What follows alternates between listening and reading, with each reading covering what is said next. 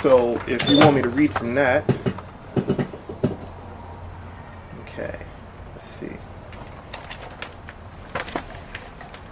Yep, ready? Yep.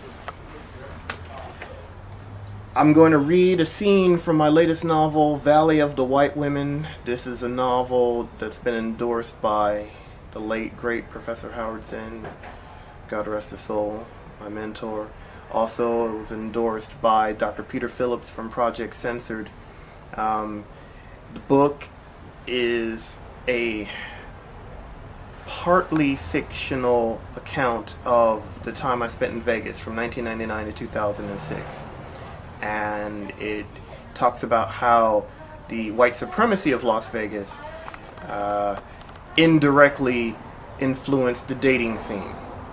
And it's at this point when the protagonist, loosely based on me, has given up. So this is him talking to a woman that is based very much on my ex. Let's see here. During this period, I had spent more time at Marcy's getting high and watching cartoons on cable than at my increasingly expensive crack alley studio. So one night when she was consoling me and swearing never again to read The Village Voice, I asked her something that went against every instinct in my being. Can I move in with you? I thought you already did, Marcy almost smirked. Of course, I would never let you become homeless. I let out a sigh of relief and would have been able to relax for once had it not been for the kiss she planted on my lips no sooner than I exhaled. In my mind, a storm had brewed and wreaked havoc upon my soul. Would I have to spend the rest of my life with someone I was intellectually stimulated by but only marginally attracted to? Sensing this within me, Marcy interrogated, "You like white girls, don't you?" "White girls? No," I corrected. "White women, yes." "Why is that?" Marcy glared. "All day long at work, I see white women spending a fortune on hair dye and peroxide, and it cracks me up that brothers like you go apeshit over them blondes when it ain't even real." Her arms began flaying about wildly in frustration. "I spent half my time trying to make white bitches pretty and the other half of my time trying to make black women look white. And part of me knows their vanity, or self-hatred, is what's paying the bills, but another part wants to know why, John. What's the appeal?" I took a deep breath and thought for a moment before answering. "Scientifically speaking, we're all members of the human race, period. The divisions between us are all cultural and historical, and differences in our DNA that account for having pale skin, slanted eyes, or big lips ain't just microscopic, they're sub-microscopic. The Atom from DC Comics would have a hard time shrinking enough to find the differences in ethnicities. So what's the appeal, John?" "As I said, it's all culture and history." I shrugged. "American history, to be exact. Decades, if not centuries, of being told you'd be hung or gunned down or tortured to death if you're even suspected of thinking about catching a glimpse of one." The palm of my hand slapped on my forehead and slid down my face in angst. "The very first episode of Star Trek I ever saw was Spectre of the Gun. In it, the Enterprise was told to make first contact with a highly advanced race. But none of them wanted to be bothered because they assumed humans were a bunch of hopeless savages. So the aliens put Kirk and crew in a replica of the Old West to test and see how far humanity had come." "John, what does all this have to do with—" "You asked. You wanted to know." I started to get aggravated. "Anyway, there were duplicates of cowboys gunning after the crew. But being Starfleet officers, they went out of their way to avoid a fight. Finally, when Kirk turned down the chance to kill a cowboy, an alien asked why, and Kirk said something I'll never forget if I live to be 1,000. We overcame our instinct for violence. Being with a white woman is a reminder of how far we've come and how we shall overcome someday."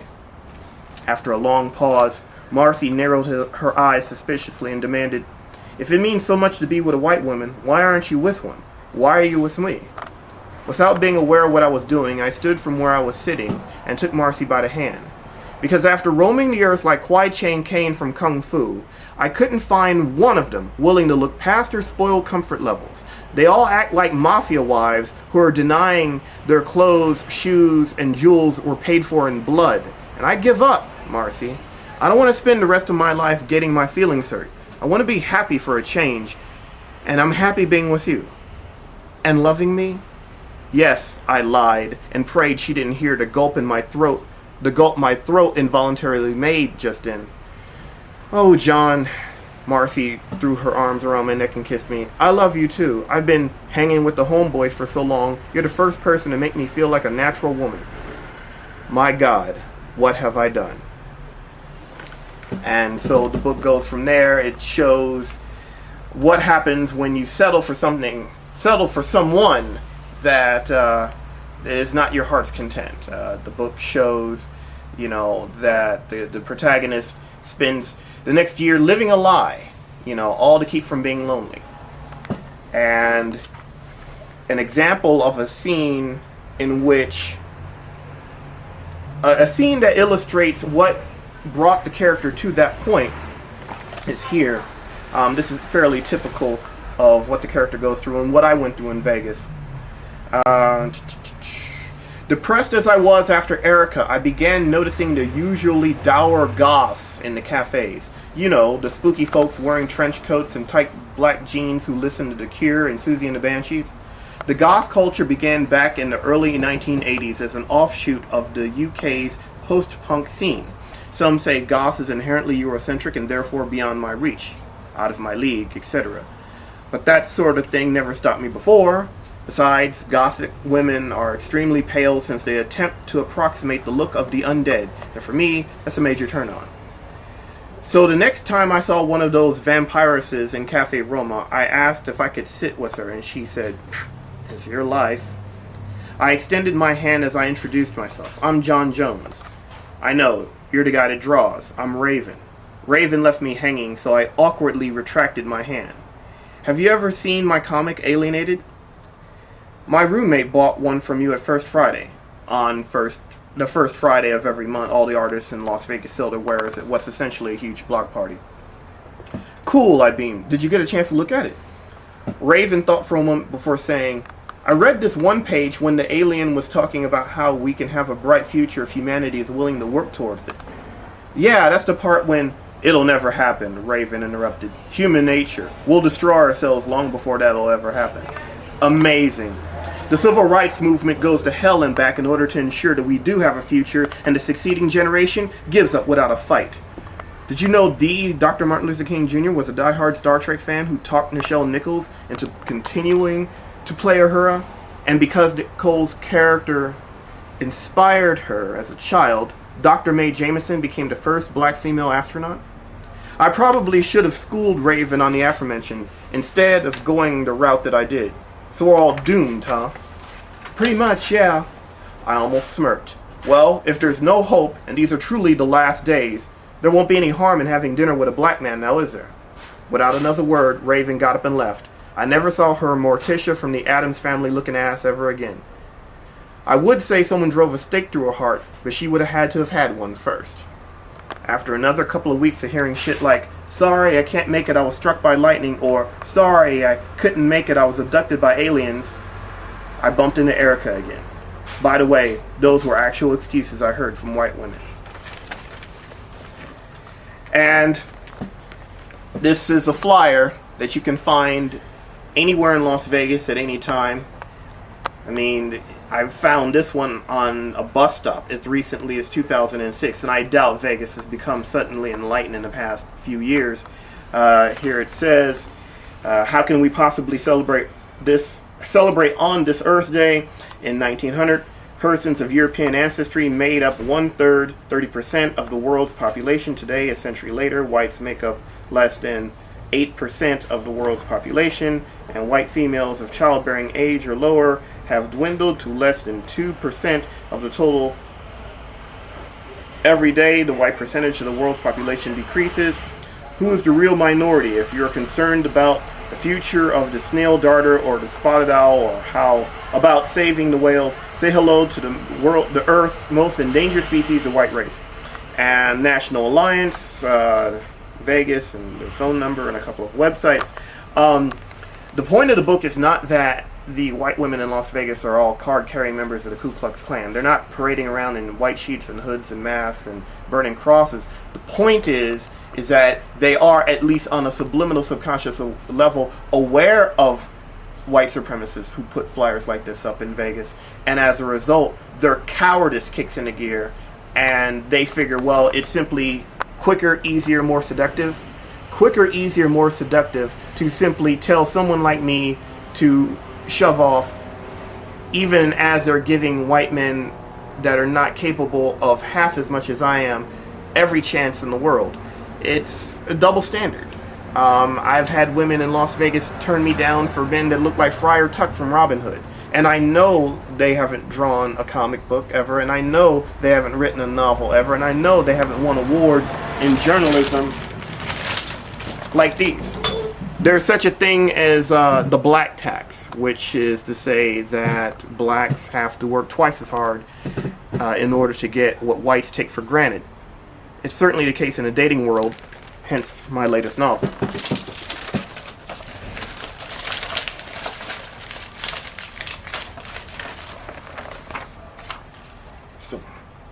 Oh, yeah. Yeah, I just kind of figured you were going to ask me something, or no? Well, I think David has most of the questions, but we actually... You want me to read more from this? Yeah, you can read more, but we also took some samples from your website of things that are just short samples of things that kind of summed up a lot of what you had been saying, or things that, they're just excerpts. You want me to read these? Yeah.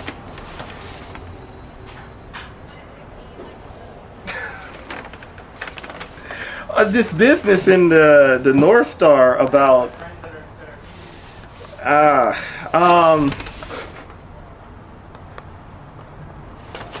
okay. There's a proposed TV series on the website called The North Star, and it's about a guy with super speed named Scott Freeman. And I wanted an explanation as to where... Well, first of all, in order to power himself, in order to become super fast, he has to eat a lot. His body is an atomic furnace. And so he eats like 7 square meals a day as opposed to R3 because he needs the fuel, he needs the carbohydrates in order to power his super speed. But where does all that food go? Well, you know, I have like, there's this one point. And if I were to ever do, you know, if I were to ever be given enough money to make this TV series, you know, come to life, there was this one point where it shows that, you know, he doesn't go to the bathroom as often as we do. He will go maybe once every 6 months, once a year, and when he does go, it comes out in a pile the size of, say, I don't know, a pile of leaves that you would rake in your front lawn. You know, knowing this about himself, what the character will do is he will wait until he is near, say, CIA headquarters or Wall Street or the Pentagon, and then kill 2 birds with 1 stone. Relieve himself, but at the same time do so in a place where, you know, he could, you know, do some political damage to his enemies. And yeah, there is a way in which this could be shot. This could be shown on film without it being comedic. You know, too big of a deal has been made out of this. What else? Wait, no. How could it be shown uncomedically? You treat it like you would any other direct action. Any other act of civil disobedience. I mean, it would be like the Tea Party, except instead of tea, it'd be feces. You know? I mean, it could be done. It could be done. The only way it could be done, though, would be as if I had enough money to show how it'd be done. I'd be writing and directing all the episodes, you know, or at least most of them. Let's see. I mean, if anything, we ought to do that in real life. We ought to get a big pile of dung and dump it in front of the White House. You know, let them clean it up. You know, I mean, they've been offering us dung long enough. You know, we should return the favor. Let's see. Yeah, this I mean, before I would ever do the North Star, I would definitely do a movie based on the story, The Strange Case of Sarah Manlove. Let's see. I didn't bring it. Brought everything else. Imagine Tina Fey from Saturday Night Live, except she's wearing a head-to-toe spandex body stocking akin to Spider-Woman from Marvel Comics, which is to say, cutaway mask with the hair flowing, and then, again, body stocking with no parts of her body exposed, gloves, boots, tights, etc. Except instead of red and yellow and black, she would be wearing blue and white, United Nations colors, colors of peace. As she would have a dove for a symbol with a white leaf around the collar and a peace sign near the belt buckle, or for a belt buckle rather. And dressed like this, the character would call herself Mistress Peace, and she would use her feminine wiles to get tourists in Las Vegas to donate money, and the money would be funneled to the peace movement, every penny. And so the short story is basically a challenge to beautiful women out there to follow this character's example and hit the streets for real, raising money for groups like Amnesty International, Code Pink, Answer, Food Not Bombs, Beyond Nuclear, Greenpeace, and so forth. Scene here. The statistical probability of winning at gambling is remote at best, and yet people from across the country and around the world continue to stream into Las Vegas nevertheless. This constant flow of foot traffic was one of the reasons Sarah Manlove chose Las Vegas as her base of operations. Another reason was Sin City's perpetually sunny weather, which made it all the easier to wear what she often did, a superheroic body stocking complete with a mask, gloves, and sock-like boots, sky blue with white highlights. Sarah's skin-tight outfit had a dove on its chest with a wreath adorning her collar/shoulder. All of this accounted for why a particularly paranoid militia member once said she looked like a trade show model for the United Nations. While dressed this way, Sarah only answered to Mistress Peace, though sometimes she'll accept Miss Peace for short, and while in character her voice took on a sense of purpose far too few find in life. If you're wondering why the economy is in dire straits, look no further than the mansions paid for by the sales of nuclear missiles. Mistress Peace would call out to passerby from the corner of Sahara Avenue and Las Vegas Boulevard. There are over 25,000 nuclear missiles worldwide, and each one is more powerful than the bomb America dropped on Hiroshima. That's not defense, nor is it deterrence. It's just nonsense. In between similar sermons, Mistress Peace would pass out flyers and ask for donations. On a good day, the sight of her slim, petite, and sensual figure poured into that spandex would coax a male tourist into donating as much as $100. Over the years, Mistress Peace has single-handedly raised almost $50,000 for organizations such as Greenpeace, Code Pink, Food Not Bombs, and Answer. Answer standing for Act Now to Stop War and End Racism. She hated to occasionally alienate the wives, girlfriends of those men who donated, but sex does in fact sell, and what better cause could there possibly be than saving the world?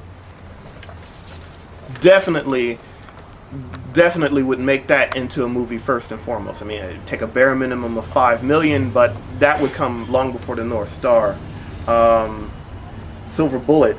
Silver Bullet is the world's first black lesbian superheroine. She first appeared in 2002 in the Las Vegas City Life as a literary serial.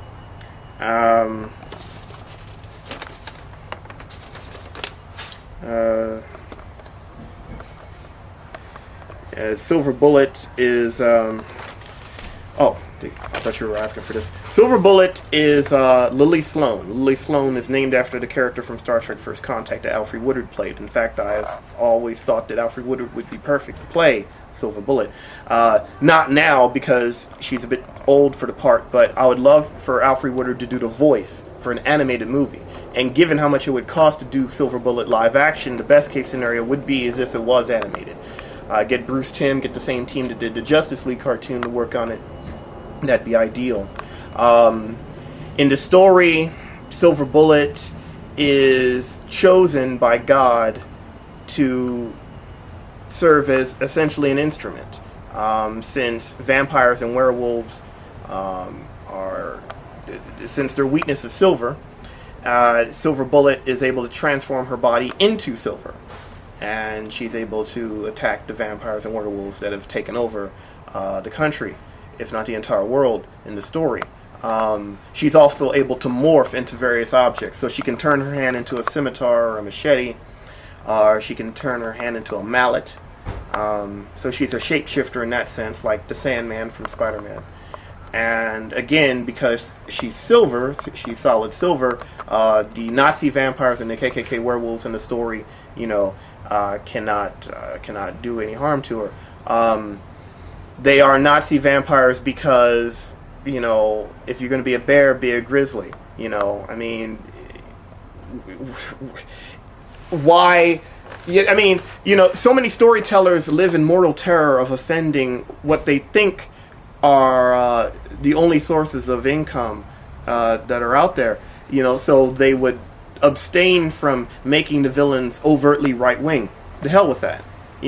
After everything the right wing has done to us, the least we can do is base some supervillains on their asses. So yeah, they're Nazi vampires and KKK werewolves in the story. There is a concentration camp commandant who is assigned by Hitler, who is obsessed with the occult, to track down the Dracula. Well, Dracula bites the commandant, and then the commandant in turn bites his subordinates. Then they go to America, they round up all the poor white trash that make up the Ku Klux Klan, and they line them up and they have them bitten by werewolves. And it's very much a two-tiered system where, the werewolves are doing all the grunt work, but they're too stupid and too inbred to know that it's grunt work, and too blinded by ideology. And then the Nazis are, of course, the brains of the operation. The Nazi vampires are the ones, giving the orders and very much in charge. And so they lay in wait for decades until the year 2000. In the story, Y2K was everything that everyone thought it would be. And so when Y2K shuts everything down, that's their opportunity to move in, and that's when and how they take over. How many how many installments were there? About a couple of dozen on the website, but half that appeared in the City Life. What was the response? The problem with the Las Vegas City Life is they did not promote it adequately. Just like Captain Archer and Trip on Star Trek Enterprise are at the same time best of friends, but boss and employee. Same is the case with Matt O'Brien, who was the editor of City Life at the time. And I begged O'Brien to put Silver Bullet visually on the front cover and make it a top priority to advertise Silver Bullet. Instead, he advertised something that he was working on, which is, I guess there are sewers, an elaborate sewer system underneath Las Vegas, and he wrote a book about that. And so the issue of the City Life that Silver Bullet debuted in, it said on the very bottom, only in print, in small type, Silver Bullet appearing on page whatever it was. And O'Brien had a photo of him in the sewers of Las Vegas and had that as the cover story. So we'll never know. We'll never get an accurate gauge of how popular it could have been. There were two letters, one from a right winger, one from a left winger. The left winger loved it. The right winger hated it. There is an additional email. I don't know where it is. God, let me see here. Wait a minute. No, it would be in this bag.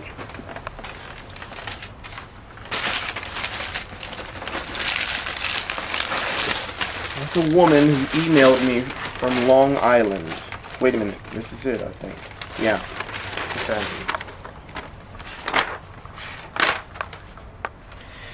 This is from a woman named Ann Pope. Monday, January 6, 2003.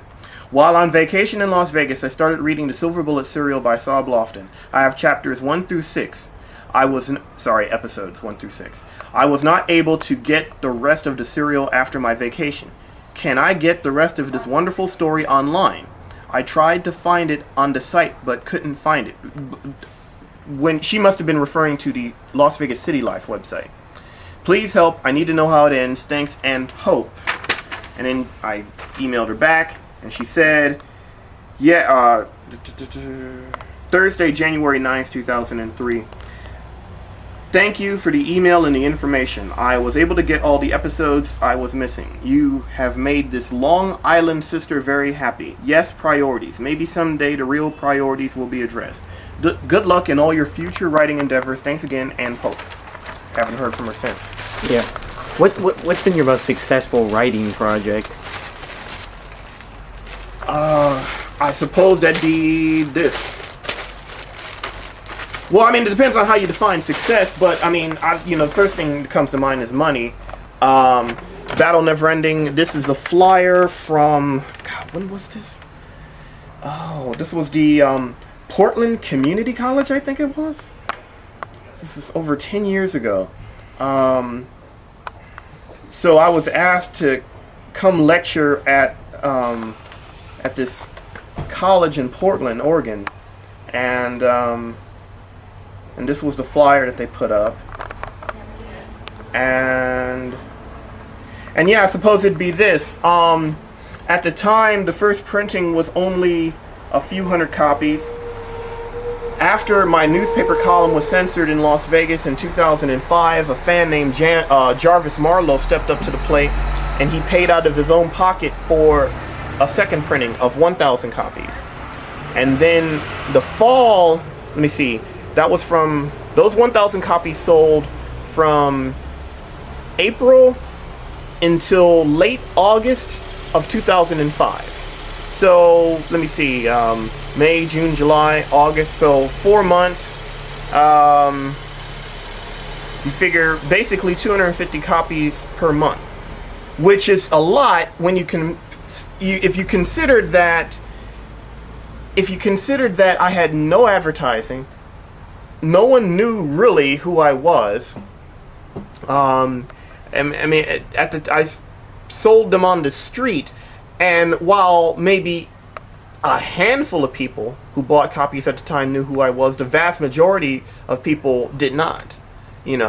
So for something to sell that fast, that consistently, with no advertising to speak of, with no corporate backing, it begs the question, what would I be capable of if I was as backed, if I was as hyped, if I was as advertised as, say, Stephen King? So, right after that period, in like the late fall, late November, early December of 2005, Jarvis and another guy, they pooled their resources and they printed an additional 2,000 copies, constituting the third printing.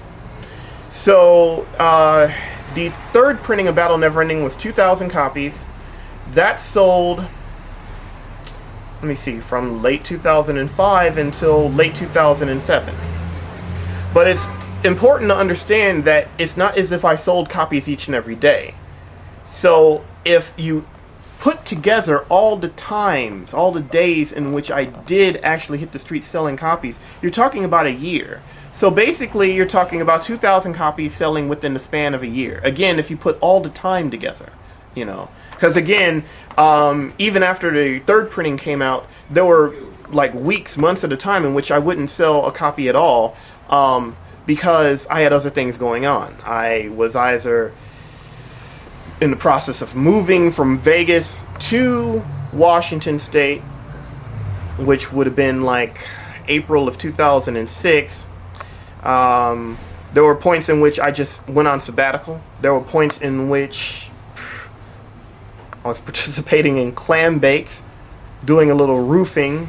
Clam bakes or well, bakes? yeah. It's it was a curious thing because of the censorship in Las Vegas, I had to move back in with my mom, and I stayed with her from 2006 to 2008. In fact, today marks the second anniversary of me moving out of my mom's house and into an apartment in Seattle, the St. Charles on 3rd and Cherry. But during that period, she lived in a town called Indianola, very small place. I'm not even sure if it shows up on the map, where they often have clam bakes and folks chop wood for their fires, and they do. I mean, it's just a very country atmosphere. It's like Dog Patch from Lil Abner. And so, there were plenty of times in which I was doing that and simply not able to get to Seattle and sell copies of the book. So again, you figure, during that period from late 2005 to late 2007, when I was selling the third printing of Battle Never Ending, 2,000 copies, it was few and far in between in which I had an opportunity to sell copies on the street. You're talking on average maybe once every month, maybe once every couple of weeks, where I would actually be able to afford to get on the ferry, come out to Seattle, hit the streets with copies. And the rest of the time, it's a matter of necessity. I mean, living at home at my mom's, she paid all the bills, so there was no urgency to immediately sell as many copies as possible, as fast as possible. The reason why the second printing sold so fast is because I was living with my ex at the time, Marcy from the book, Valley of White Women. And so, she expected money to come in, and so every week, if not twice a week, I had to hit the streets and sell copies, But on average, let's say we're talking 2006, 2007 in Seattle. If I were to hit the streets with, say, 10 copies of Battle Never Ending, all 10 would sell within a matter of a few hours. So, I mean, it averages about, 2 copies an hour. And each copy with a cover price of $5. I mean, again, it's saying a lot for someone with no advertising and doing it all themselves, So imagine what would be possible if, again, I had the same corporate backing that a lot of unworthy authors have. And who would generally buy a copy? No target demographic. I mean, if I had to narrow it down, it's a matter of people that understand American culture. I mean, I hate to sound, ethnocentric, but, it would be a matter of being well versed enough in American culture and knowing English well enough to the point where you would even understand the book. But, barring that, no, there's no ethnic demographic. Blacks, whites, Latinos, Asians, young, old. I mean, I try not to sell copies of my work to anyone younger than, say, 17, but yeah, I mean, there's no demographic. Right-wingers like my work, at least the ones that are open-minded enough to be able to enjoy something that they disagree with. In contrast, one of my favorite movies is The Boondock Saints, and I certainly disagree with that because it's pro-death penalty in the extreme, and yet I can't get enough of that movie, I mean, if I can enjoy The Boondock Saints and I'm against the death penalty, then someone, from the dark side can enjoy, my work. So I mean, it's no, I don't target demographics. I mean, I'm well aware of the practice. I'm sure I'm well versed in Madison Avenue tactics and whatnot. But I don't limit myself to that. If I perceive that someone is well versed enough in American pop culture that they're going to understand the work, then yeah. You had talked about earlier, but what are the stories about? Because you said it was like 3 stories and 4 poems. Yeah, 3 short stories and 4 poems. The first short story is about the afterlife, and it's about an angel who finds out that Ronald Reagan is the Antichrist. Finds out that Ronald, 6 letters in his first name, Wilson, 6 letters in his middle name, Reagan, 6 letters in his last name, turns out to be the Beast, capital T, capital B, Beast. And that's the first story. The second story is called Make Love Not War, and it's about, I don't know, it's sort of like, it's I guess it's a prequel, a precursor to Valley of the White Women. It's about a very lonely author, and I can't get into it without giving away the ending. But the third story is called Battle Never Ending. It's basically the title piece. And it's about a guy who's abducted by aliens and genetically altered so he has the powers of Superman. Or So it's like close the enough. greatest American hero. Similar, except it's not. In the case of the greatest American hero, it's a matter of the suit. Whereas in the case of Battle Never Ending, the character Tomorrow Man has been genetically altered. So the suit that he wears is it's just a suit. It's not the source of his power. The story is formatted in such a way so that it's a fictitious interview between Tomorrow Man and Bill Moyers. Bill Moyers being, of course, probably one of the most acclaimed journalists of all time. And the story is that Tomorrow Man shows up at Bill Moyers' house in the middle of the night with a camcorder and says, "You're not seeing things, you're not hallucinating, you're not dreaming, I actually am flying, and I want to get all this on camera before Fox News, slants it." And so, and it just goes from there. And then there are four poems. I don't have any of the poems memorized, so, and I don't have a copy of the book with me. I mean, does it ever discourage you that you don't have copies of your own books, or No. like that there may be a chance you might never see them again, or? No, I'm just glad that people are enjoying them. I'm just glad that they're out there. People are. I mean, more often than not, I hear stories about people reading them and then passing them on to friends. So, I'm just glad that they're circulating. Mm-hmm. I mean, I know what I said. I don't need to see it. I mean, the only time it might come in handy would be as if I'm showing off, if I'm like trying to impress somebody. But after everything I've been through, I think I've been there and done that enough. I mean, which work are you most proud of?